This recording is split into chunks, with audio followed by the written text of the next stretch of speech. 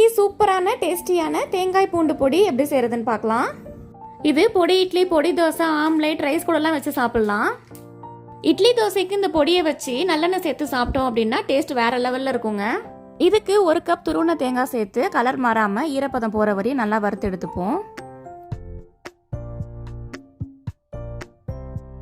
அடுத்து 1 spoon oil சேர்த்துட்டு ஒரு 25 to 30 பல்லு பூண்டு சேர்த்து நல்லா வறுத்துப்போம். அடுத்து அதே பேனில் ஒரு 4-5 வரமிளகாய் சேர்த்து நல்லா வறுத்துப்போம். உங்கள் காரத்துக்கு தகுந்த மாதிரி நீங்கள் மிளகாய் சேர்த்துங்க. இந்த பொடி உங்களுக்கு கலராக வேணும் அப்படின்னா நீங்கள் காஷ்மீரி மிளகாய் கூட ஆட் பண்ணிக்கலாம். இப்போ இதெல்லாம் நல்லா ஆறுனதுக்கு அப்புறம் ஒரு ஜாரில் மிளகாவை சேர்த்துட்டு அது கூடவே தேவையான அளவு கல் உப்பு சேர்த்து நல்லா அரைச்சிக்கலாம்.